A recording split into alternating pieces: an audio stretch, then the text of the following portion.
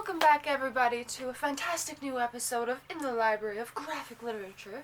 And if you're new here, my name is Luna, and welcome your host, Wallace Ryan. Yay, Luna, boo-boo. Well, you shouldn't be if you're such a fan, right? Yes, I have my own channel now. If you guys want to check it out, we'll link it in the description below. Yeah, and there's some of your adventures and all that. My vlogging. Yeah. Daily shenanigans. Yeah. I did like the one you did the other day when you are with thrifting. There you go, thrifting. The crafting. How do you mix those up?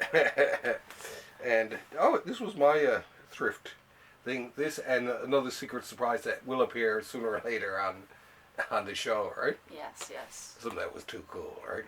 So what do you have for us today? Well, we have some new books for a change, actually. So I've been saving up the money and getting ready to show off. Now some of these are a little bit old, but show us what you got. Yeah, one of them was one left over from last year, but over here. And even though I used it in some other things, I never actually did use it in the show. Now this one is fairly new one. This is from Brubaker and Phillips, Where the Body Was. Dun, dun, dun, dun. Now these folks do crime noir type of stuff, but now this is crime noir set in the 80s. And what I like about this, and I'll show the folks that, check out the little map here of the neighborhood where the good bulk of this story takes place, and the different people's houses, stuff like that, and it's fairly interesting. I'm about halfway through it here now. I should be using this on Book of the Week, our new weekly feature to Book of the day. Sorry. Do we do I guess we do at least 3 episodes a week. Something like that. So sometimes at least 3 or 4. Yeah, and they're 1 minute. They're 1 minute super shots of comics, and as much as you can say in 1 minute. Yeah, exactly. It's kind of challenging. I kind of like it. It's kind of fun. And Luna is the producer of that segment. So now this one, like I say, there's the characters involved. Sort of a fun crime noir. It's Brubaker. He's one of the giants when it comes to noir comics and all that, right? Right up there with Patrick Hinland and Paul Tucker my pal and me. But yeah, no. Well, we're all big fans. Same with Dennis too. Big fan of Brubaker because they just do interesting comics. It's just like the fact that it's noir is just happens to be, it's just a darn good story. So check it out. And they've done all kinds of noir, superhero noir, horror noir. God, every type. What's this? You have a Spider-Man? Yes, I do. Now this is Masterworks Marvel Team Up Volume 7. And this will probably be the last volume that I buy in this series. Spider-Man and Tigra. Yeah. And I liked Marvel Team Up when I was a kid. I'd own most of these comics, if not all of them, when I was younger, right? And mainly because the art in the first 5 or 6 stories is done by a personal favorite of mine at the time, John Byrne, who anything that he would do, I'd look for, right? He just did a good Spider-Man. Now he went on to draw the X-Men, and that's where he sort of gained his fame and fortune. But he was just a good artist. I liked his, and these, I had all of these different ones when I was growing up, because like I say, being a fan, anytime I seen anything with Byrne's name on it, I would go for it. But now, I was also a fan of Marvel Team Up for some reason. I didn't read the Spider-Man comic. I read Marvel Team Up, which was always Spider-Man and someone else. Like here you have Spider-Man Captain Britain, Spider-Man Man-Thing, Spider-Man and Havoc, Spider-Man and Thor, Spider-Man Falcon, Iron Man, Daredevil, Power Man, and a bunch of team-ups. Yeah, so it was kind of an interesting comic, and the stories were pretty good, and usually the art was pretty good, and I don't know, for some reason I just liked the Marvel Team Up more than Spider-Man, which is really weird, right? But and here's more of that John Byrne fella. But great art, and it's funny because I collected right up until Show the people. Sure. I collected the Byrne stuff right up until he left the comic. And I bought one or two of the other issues by the other people after that, but it was still, just still didn't do it for me. All right? And I sort of, and same with this, I'm not going to buy, there's a volume 8 in this series or not. It's just like, these are supposed to be Marvel Masterworks, right? They're supposedly about good comics, right? And it was a good comic, but they're sort of pushing it now, right? One thing I do like in this collection, which they've never been reprinted that I can remember, was the Marvel team up. Where is it here? Oh, with Spider-Man and the not ready for primetime players, Dan Aykroyd, John Belushi, the people from Saturday Night Live. Okay. So this was basically Spider-Man meets everyone in is on meets with everyone, the actors and all that from Saturday Night Live. It was a crossover, and I can't remember ever seeing it reprinted. And I think they must have had to get, they would have gotten permission, I guess, from NBC to do it, and they went with it. And this was one, and I never knew about this one until I found this, was that Byrne had actually come back for one more issue. But as a kid, I missed it because, I'd quit buying the comics, so I never knew about this single little issue thrown in here with Luke Cage. It's kind of a drag, and there were a couple of others after that, but they just weren't, they just weren't my cup of tea, I guess. But all in all, good series, Definitely worth collecting, alright? Let us know if you guys are planning on seeing the new Spider-Man movie in March. We heard bad reviews for Madame Web, so we're probably not going to see that one. Yeah, I don't think so, no. And if we're not going to see it, then you really should. 13% on Rotten Tomatoes. Oh, That's yeah. pathetic. Oh, yeah, it was just like, oh my God, okay, yeah. Even though I sometimes don't trust it when it's that bad, there's usually something really wrong, right? Yeah.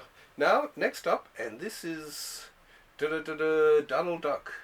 I know some of my superhero pals will laugh at me and all that. Now, this is actually, I think it's volume 4 in this series. The series is, I think, 28 volumes long, and they went up as far as 28, but they hadn't printed the first 4 or 5 of them, right? And so what they did was they started with, I guess, volume 6, went from 6 to 28, and then they go back and they're doing the first few. I guess they were figuring, it'd be easier to sell people on the Karl Barks that wasn't as great as his later stuff, but us people who would have collected, we would have gotten it anyway, right? So it's not his style. It's getting there. I mean, it's still not what made him the duck artist as he became known, the great duck artist. But the stories are good. I like the drawing. It's getting up to like him and Don Rosa are my 2 favorite duck artists. And but he created Huey, Dewey, and Louie, and a lot of the stuff to go with it. So the style reminds me of Mickey Mouse's Alibaba. Oh yeah. Well, that was cool too. They always had adventures in foreign lands and exotic places, and whirlpools here, storms. They were always on a ship going somewhere, and usually it was because of Uncle Scrooge deciding to go on some type of big voyage to some foreign locale, and he'd drag along Donald and the kids. And half the time it was for free labor. Okay, if you're going to come with me, then he'd put them to work on the boat, right? What a guy. But anyway, it's still great. It's still great comics. I know some people out there like duck comics. It's just like, come on, boy, give him a break. Especially, I say it all the time, the life and times of Scrooge McDuck. Especially if you can get an early uncensored version before, because some people start to get their feelings hurt, and so we can't have that. So they took out some parts of it. It's just like, come on, if Donald Duck is causing you great mental anguish, never come out of your house. Never come out of your house. Now, here we have, now this was the last thing I bought last year. So heavy. And it was on some of my lists and everything, and I talked about it on one of the other shows, I think it was, but I never actually included it in a new book show. And technically, it is one of the after those 3 books we just looked at, this was the last one I bought. Last year. We had this one on the show already. Oh yeah, but in the end of the year type of thing, list and talking about it. I even went back through the descriptions and I couldn't see it, and I was just like, we talked about it, as one of the best books of last year, but it was never on, like, how a lot of times well, like with all those, they're all sort of new books that I got. This was a new book that I didn't get a chance to talk about, except it ended up on the new book list, and I just lost my place. It was on the new book list, and so we got to Show the people. talk about it there. And it's by, of course, the grand Neil Gaiman, who we love, and P. Craig Russell, and actually a lot of other artists too. Mike Mignola, Jerry Ordway, David Rubin, Peter Kowalski, Jill Thompson, Mark Buckingham, Gabriel Hernandez Walta, Sandy Gerald, Colleen Doran, Galen Showman, Dave Stewart, and Laverne Kinderziski. Sorry. Mouthful. I tell you, I'm terrible with names. If there's a way to mangle a name, I'll mangle it for you. Right? Anyway, it's neat. It's based, of course, on Gaiman's Norse Mythology book, which I think I gave you a copy. Didn't I give you my copy? Anyway, he's taking. Oh yeah, I think so. He's taken it anyway, and which he did with American Gods too. He decided to do it in comic book form, which was great because it's. I have the novel. He gave me the novel. Oh yes, yeah. But what's cool about this? It's kind of like, it's Norse stuff. It's Loki and Thor and all that, but not Marvelized, right? Not Marvelized, right?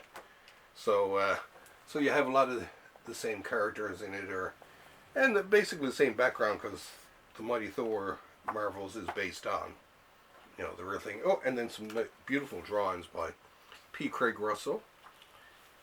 And that one there, at least. Not that one. The ones that are on this side. Who I was always a big fan of growing up. He did Kill Raven, one of my favorite, which I've talked about a lot on the show. But I love these back sections where they show you little cool sketches, and how the thing was developed and created by humans. You imagine that humans actually used pencils to do this way back then? Boy. Oh, give it up with your AI propaganda. Any chance from now on, I figured from now on, any chance I get to make fun of them, because that's the best way to handle something like that. It's art that's so bad that no real artist wanted to do it. It's like when someone comes up to me, you should do me a drawing of Superman sitting on a cactus. It's just like, I don't want to do that type of drawing, and most artists won't. But now they'll turn out a drawing no one wants to see. Anyway, back to this great art now. This guy, P. Craig Russell, he can draw. Well, everyone who's in this can really draw. Right? I think that's Colin Dorn, I think. But anyway, it's just chock-a-block from. And there's one guy, David Rubin. Oh, this guy. And I love his letter. And I love his lettering though too. Right? His lettering is. I'll show the people Show the people the lettering and all that. He does great lettering. The placement of lettering, being a letterer myself. Very good letterer. And a very good letterer, am I? I am. Boing, kablam. He got it all going on. And speaking of kablam, I guess that's kablamo for us here this week. Yes, kablooey. Now, hopefully, well, as a matter of fact, too, as more new comics start to come out of new books over the next few weeks, we'll have a few more new comics shows, right? But we'll always do some great filler shows in between. They're kind of fun anyway. I kind of like them. They're kind of a challenge, right? Got a few ideas up your sleeves. Oh, yes. In the meantime, check out the book of the day. Dennis and I are still experiencing computer problems, mainly that my computer is broken. So, but I'm hoping to somehow get back on the computer train there again and hopefully get back to some Thursday comics. I was saying to him we should even do a crossover between Thursday comics and this show. You know, have him over as a guest, and we'll put him between us, and we'll terrorize the crap out of him. Anyway, we'll see about that. That being said, thanks for having us over as usual. Yes, have a fantastic day. Yes. See you next week. Bye. Bye. Woo.